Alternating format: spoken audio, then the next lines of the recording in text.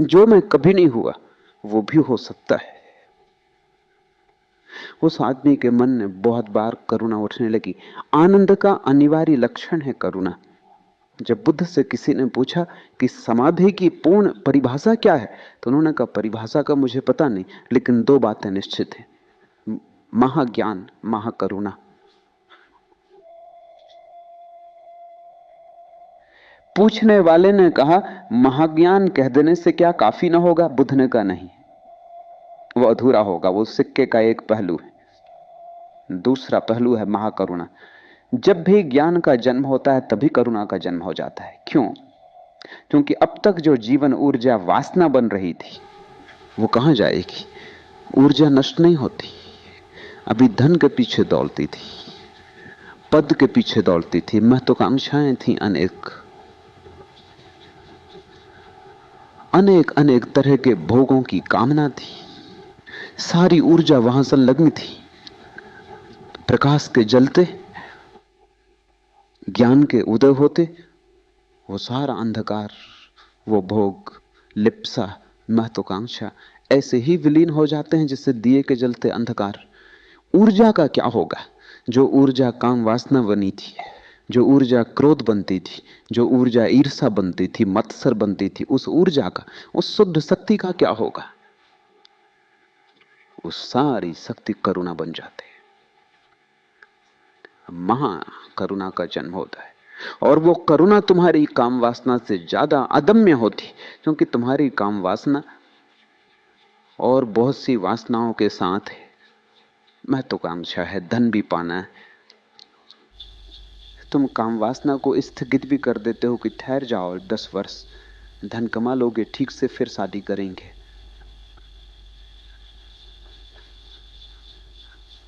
धन की वासना भी अकेली नहीं है, पद की वासना भी है। तुम पद पाने के लिए धन का भी त्याग कर देते हो, चुनाव में लगा देते हो सब धन कि किसी तरह मंत्री हो जाओ।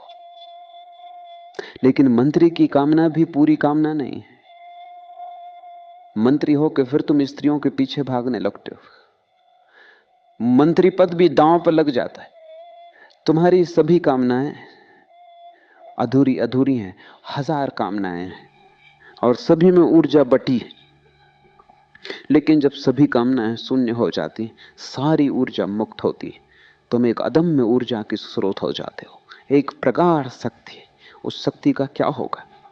जब भी आनंद का जन्म होता है, समाधि का जन्म होता है, सत्य का आकाश मिलता है, तब तुम तत्क्षण पाते हो कि वे जो पीछे रह गए उन्हें भी इसी खुले आकाश में ले आना है।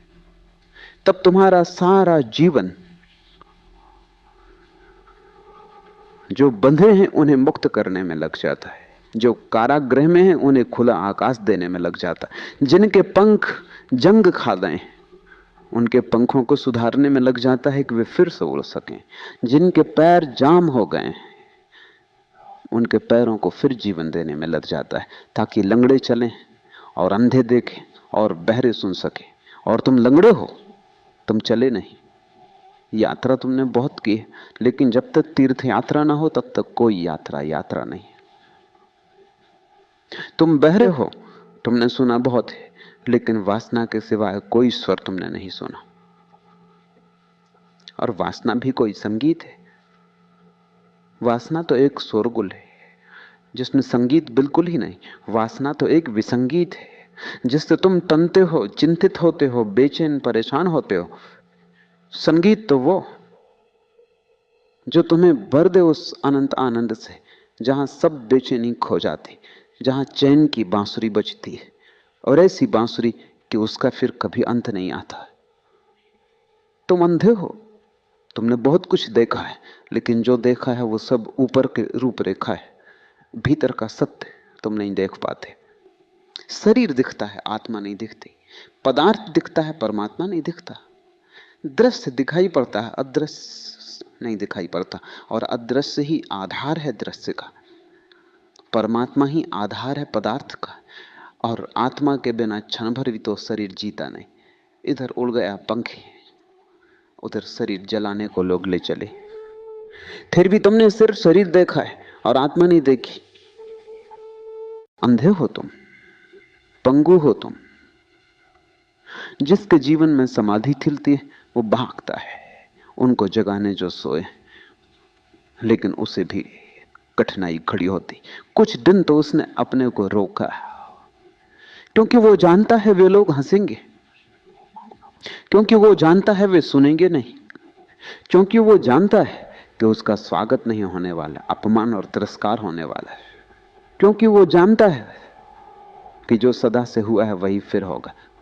पत्थर और कांटों से स्वागत होगा, फूल मालाएं मिलने को नहीं। लेकिन अदम में है करुणा, उसे रोका नहीं जा सकता। कथा है कि बुद्ध को जब ज्ञान हुआ तो 7 दिन तक वो चुप बैठे रहे। बड़ी मीठी कथा है। क्या करते रहे चुप बैठकर? बहुत बार अदम वेग से उठी करुणा कि जाएं।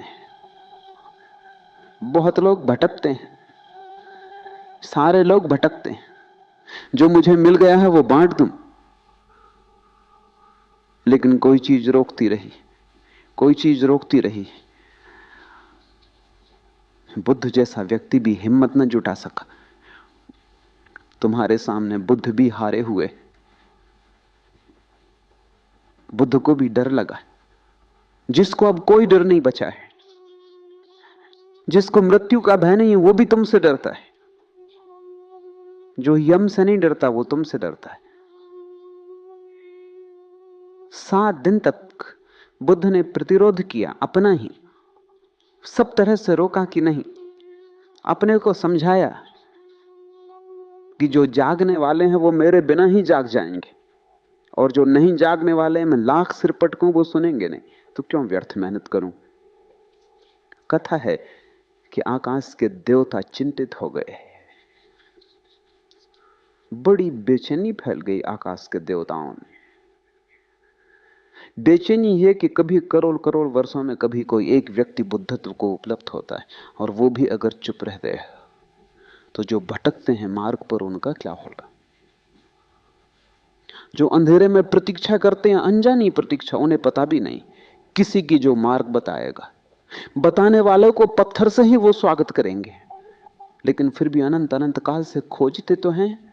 भीतर कहीं कोई गहरे छिपे में बीज तो पड़ा ही है, न फूट पाता हो, ठीक भूमि ना मिली हो, सूरज का प्रकाश ना मिला हो, कोई पानी देने वाला ना मिला हो, कोई साज संहार करने वाला ना मिला हो, लेकिन बीज तो पड़ा ही है। उनका क्या होगा। कथा है कि आकाश के देवता उतरे, बुद्ध के चरणों में उन्होंने सिर रखा और कहा कि नहीं, चुप ना बैठे, अब उठें, बहुत देर वैसे ही हो गई। देवता का अर्थ है ऐसी चेतनाएं जो अत्यंत शुभ परिणामी है, ऐसी चेतनाएं जिनके जीवन से अशुभ खो गया है, सिर्फ शुभ बचा है। अभी वे पूर्ण मुक्त नहीं है, क्योंकि जब शुभ भी खो जाएगा तभी पूर्ण मुक्ति होगी। देवता का अर्थ है शुद्धतम चेतनाएं, मुक्ततम नहीं। पहले अशुद्धि से बंधी हुई चेतनाएं हैं, जिनको हम राक्षस कहें, असुर कहें, नारकी योनि में पड़े हुए लोग कहें, और फिर शुद्ध चेतनाएं हैं जो स्वर्ग में हैं, शांत हैं, शुभ परिणामी हैं, किसी का बुरा नहीं चाहती, भला चाहती, लेकिन चाह बाकी है। नरक में जो पड़े हैं उनके हाथ में जो जंजीरें हैं वो लोहे की हैं, स्वर्ग में जो पड़े हैं उनके हाथ में जो जंजीरें हैं वो सोने की हैं, हीरे माणिक्य से जड़ी हैं, पर जंजीरें हैं।